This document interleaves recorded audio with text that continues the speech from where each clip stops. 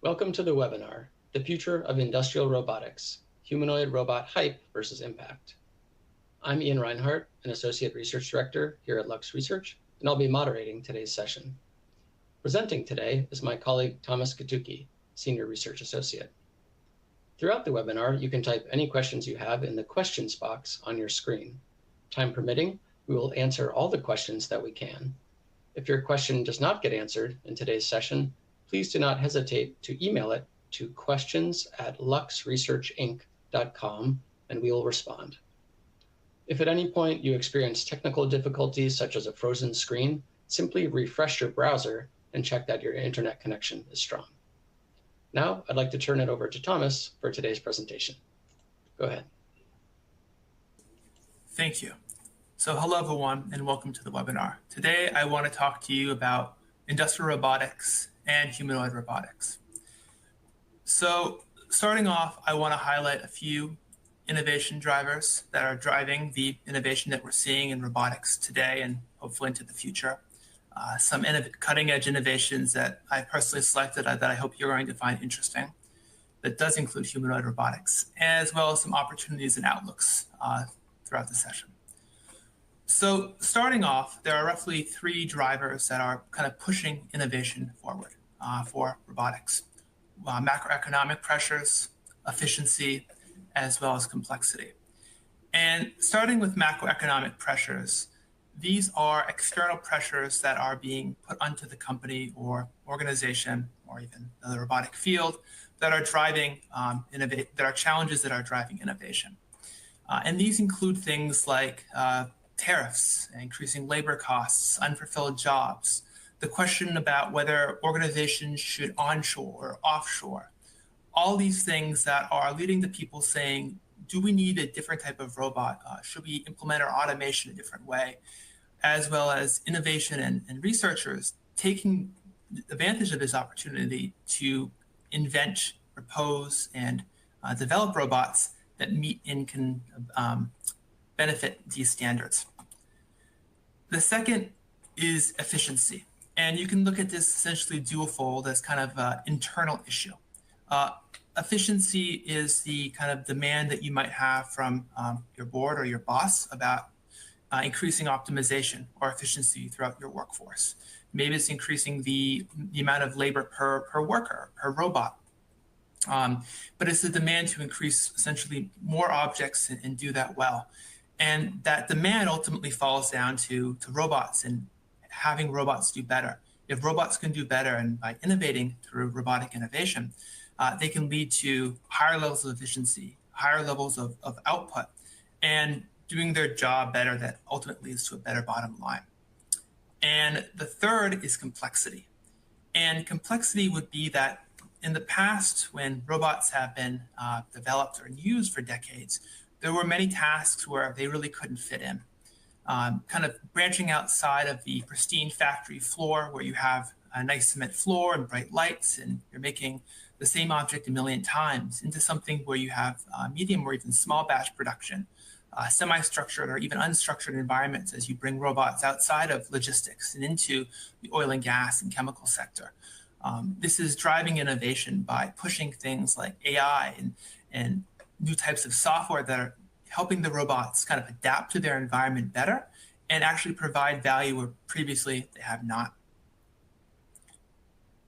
And all of these pressures, all of these forces lead to innovation and some of the innovations we're going to talk about today. Some of them are recent that we've seen within the last year, and some are things that have been around and an issue for organizations for several years, if not a decade or more.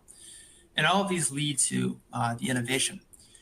And when we look at the landscape that we've highlighted, and this is a kind of a cut of some of the companies that are in this field, from rolling robots all the way down to humanoid robots, we've tried to look at both the corporations and some of the startups, starting with rolling robots, which you may be familiar with AMRs and other types of movement through wheels. Then you have your robotic arms, your grippers, which are attachments ranging from hands to soft robotics, collaborative robots in an effort to kind of create more collaboration between the human and the worker through robotic form. software, whether that's focusing on one use case application or kind of fleet management, all the way up to these foundation models. And then perhaps the most hyped and newest entrant, despite its development for many years, humanoids, trying to recreate the humanoid form. There are many companies, both industrial, organizational, and startups working on these. And this kind of reflects in the patent trends that we've seen and been able to assess throughout the years. There's been a steady chug and increase over the past 10 or so years of patents increasing, of people filing them, a significant emphasis on things like robotic arms and rolling robots, as well as grippers. But as we get to the funding, things become a little different. You see the funding increasing and perhaps the interest increasing due to COVID, or as well as low interest rates, which sparked a lot of investment of how do we automate when we can't have workers around, or thinking past that, how do we automate and build on these gains that we've had when we've implemented automation. But over the past, this year and last year, a significant amount of the investments have been focused on humanoid robotics and software, so much so that some of these investments double or kind of match other technology factors, kind of leading to this innovation being a push from some of those forces that we talked about before, but hoping to solve issues that we haven't even thought about or are going to be hopefully solved within the next couple of years. And when I think about some of these cutting edge innovations, I really want to start with hardware. Hardware at its focus is the robotic arms, the grippers, the things that are doing things on a kind of a very regular basis that you may be most familiar with.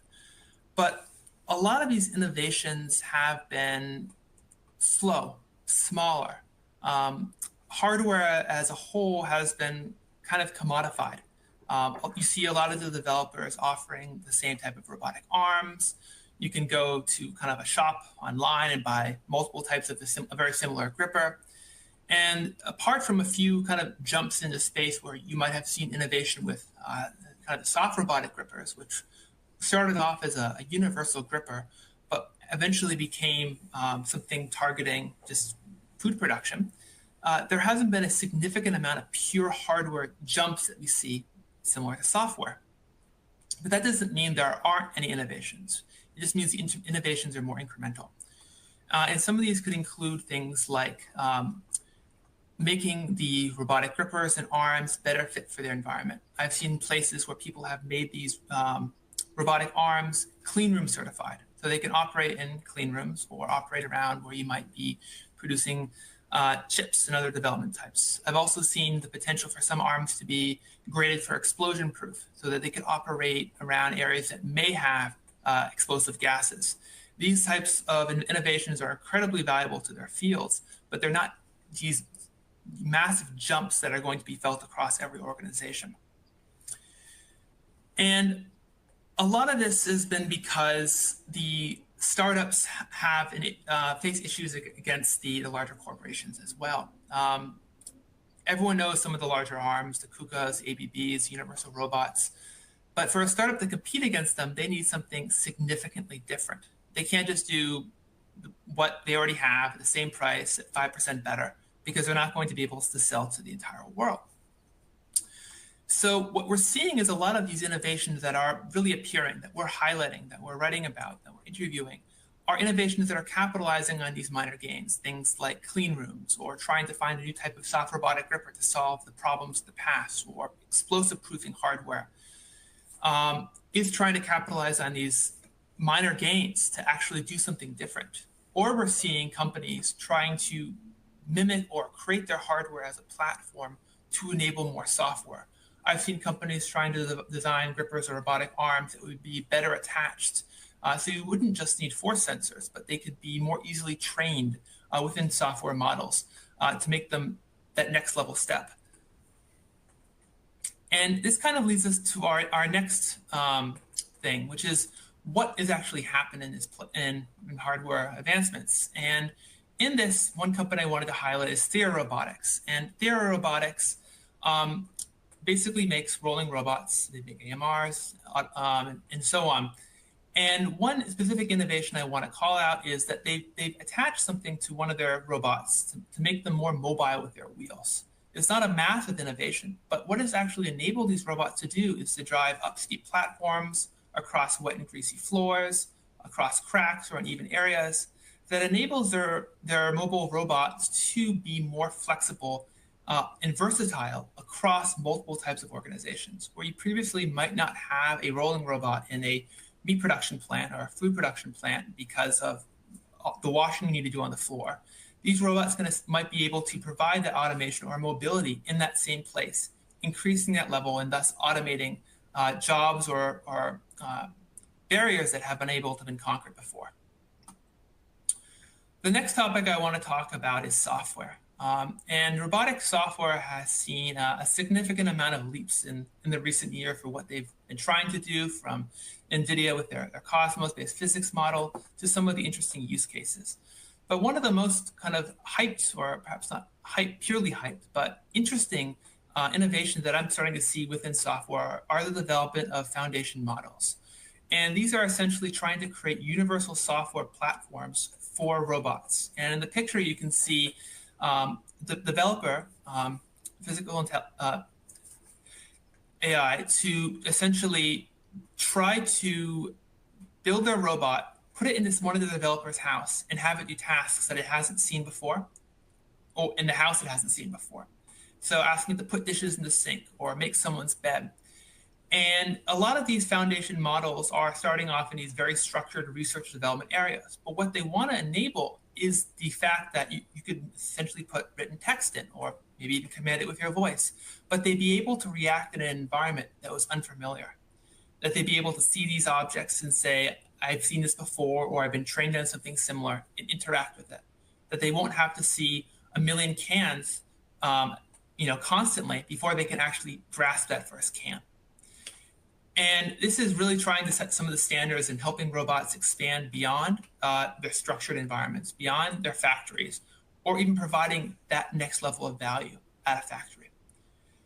But this isn't just the only type of software. Robotic software as a whole ranges from fleet management, cooperation, to application-oriented programming. And some of the innovations that are still incredibly valuable are focused on these specific use cases. Gray matter robotics, for example, is focusing on sanding specific types of products, of basically training the robot and optimizing it so it can do that one specific task better. Trying to innovate on not just or comparable to a foundation model to provide something that is readily usable today instead of having to wait 5, 10 years for these next generation software platforms.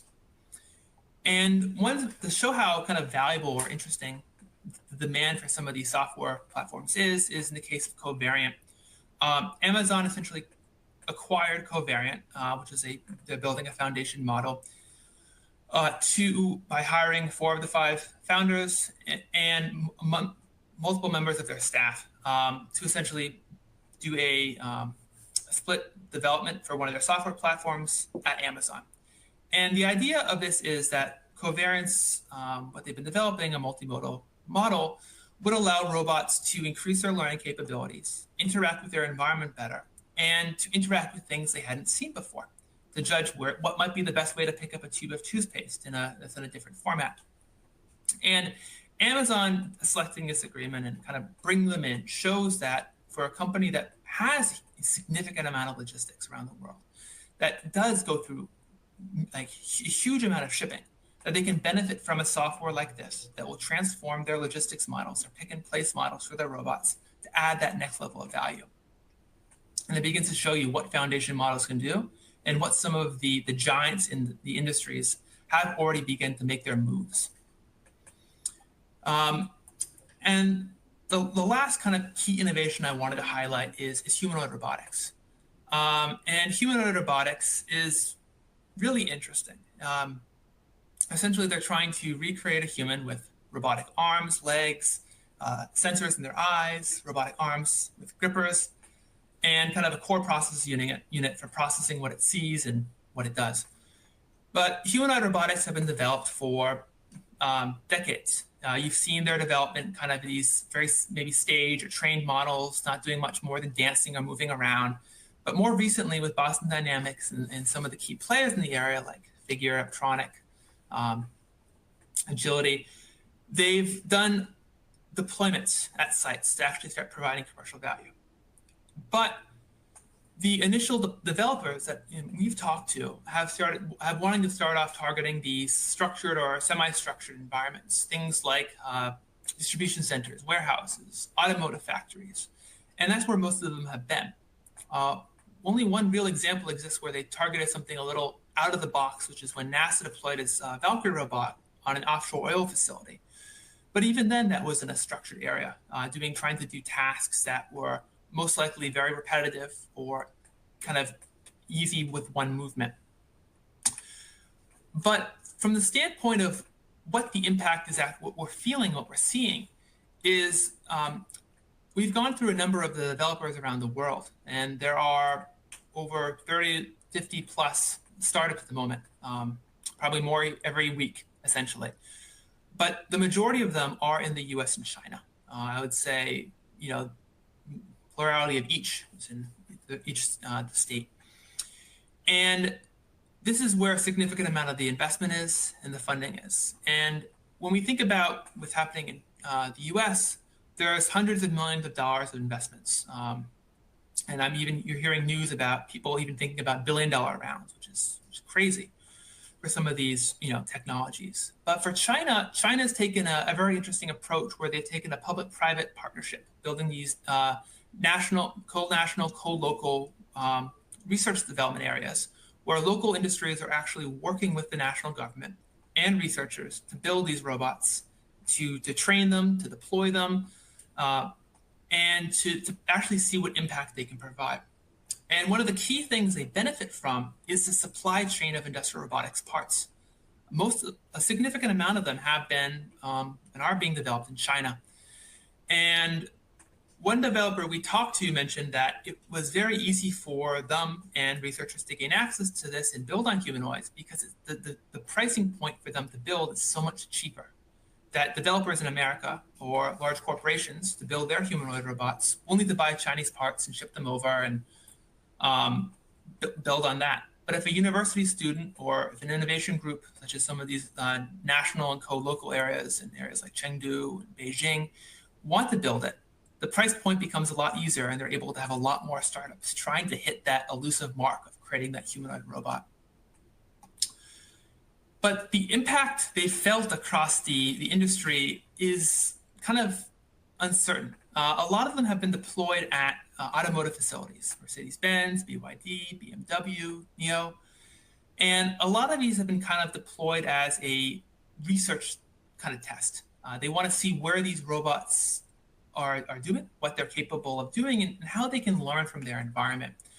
Some of the videos kind of show them, pushing down a car's hood, picking up parts, kind of very, very easy stuff. But it's instead of being a commercial deployment that is going to make a significant impact, it's likely they're trying to kind of build them out, thinking about once you actually build a robot in your research and development lab, you're actually testing them at different sites to see what they're capable of doing. And that's where a lot of the early trials have been since the automotive industry has always been and has been an adopter of innovation in the past. But when I think about some of this, these platforms, and when I think about, will humanoid robots be the dominant platform for robotics in the future? I would probably say not anytime soon.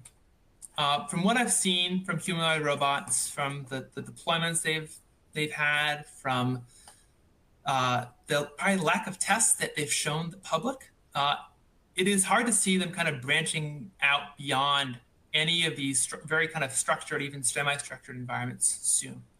The tests that they're doing at warehouses are essentially walled off, the same way you might have a robotic arm in a safety cage, or AMRs in an area where workers can't go. And the same with some of these humanoid robots at automotive facilities. They're doing very simple tasks that if you put a robot on, an arm and a wheel, it might be able to do faster. And comparing them to an AMR or a robotic arm, they're probably not as efficient. Now, the question then kind of becomes, what's going to eventually, are there any points we should look out for or think about? And one talk I recently attended at Boston Robotic Expo, one developer or adopter was talking about how robotic pricing points would need to be hit to start making them attractive. Ideally, the cost is not to sell the robot, but to provide them at an hourly cost that you could then kind of compare them to other labor costs or just production. And current cost to buy a robot outright is probably well over 100,000, if not over $1 million. But to get them below, I think they're talking about 30,000 US dollars, you need to produce roughly 100,000 robots a year. That's a lot of robots. I don't see the humanoid sector producing that many in the short term, and I don't see one company producing that for economies of scale either. I think humanoids personally have a lot of potential, but their impact in the short term of, should we replace all of the robotic arms with humanoids, or should we just, wait a year, is not something you should do in the short term. It should be kind of maybe a long-term trajectory. And better solutions perhaps do exist in legs. One of the biggest arguments I've heard for humanoids is the world is built like for us, for humans, but we should then build robots like us so they're able to interact with everything. But when Henry Ford built the Model T, he didn't build an electric horse, he built an electric wagon. He built what was best in the most efficient model. We already have that with some of these rolling robots. They can pick up these heavy objects and move them around. In the same way, we don't need something to model something after ourselves to get that same level of efficiency. We already have a lot of these solutions today, which are the rolling robots or robotic arms. But when I'm even thinking about the challenges beyond humanoids, thinking broadly about industrial robotics, one of the first ones that always comes up is cost. Robotics usually has a high capital expense when you're buying it, which can lead to longer payback times, especially when you're trying to communicate that cost to upper management to get that funding, or to actually try to estimate if your industry should actually automate and what might be the payback years. And when we look at a lot of these developers, we can see, with rolling robots to humanoid, most of the more mature ones outside humanoid already have these, medium high to high levels of precision and accuracy. Some of them are even very versatile. But the issue then becomes about integration and scalability. They're great, but how do you actually introduce them into the factory?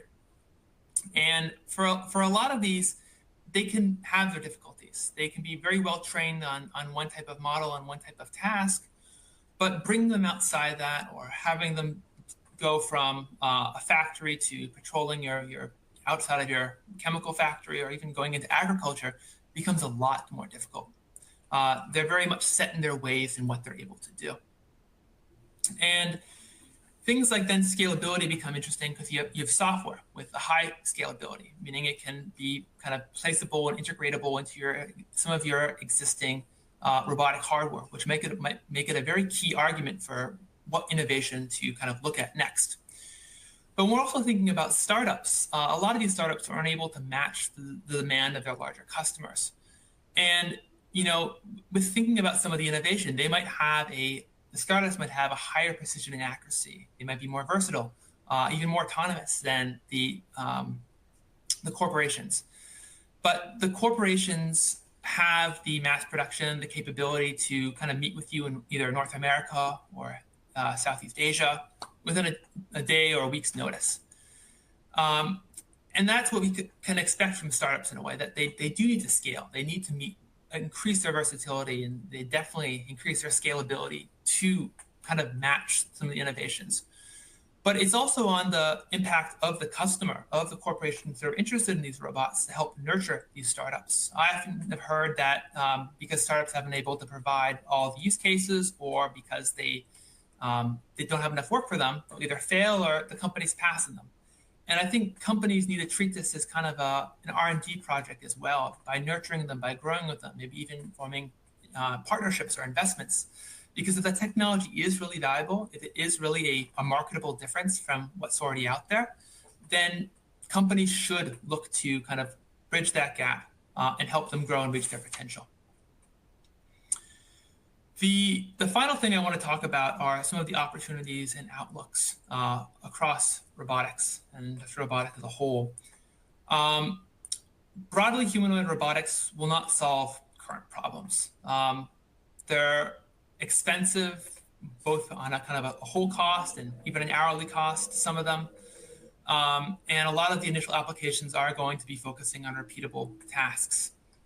We expect that broader impact will likely happen in the 2030s and beyond.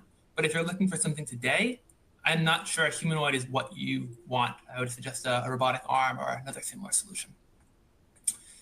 Software, AI, and a lot of these foundational models is something that is going to offer near-term value. These tools are going to offer efficiency gains today.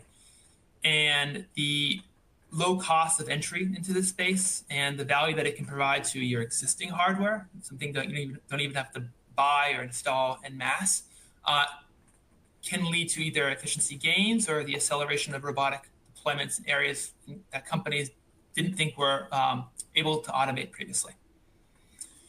And companies should really target innovations that are going to deliver both long and short term. It's much easier to sell something that has a short-term benefit that you can usually chart out. But if it also has that long-term impact to your organization, that's what you really need to focus on. Things that are developing in parallel from humanoid development, so these foundation models or how hardware is being better equipped to handle software, is key, because that's something that is going to be able to provide value today with these specialized softwares or even these foundation models in the short term, but will also be able to grow from each iterative model, each development, each advancement in AI or foundation model will be able to provide additional value. So what you have today and benefit from today will be able to grow and thus provide you value far into the future.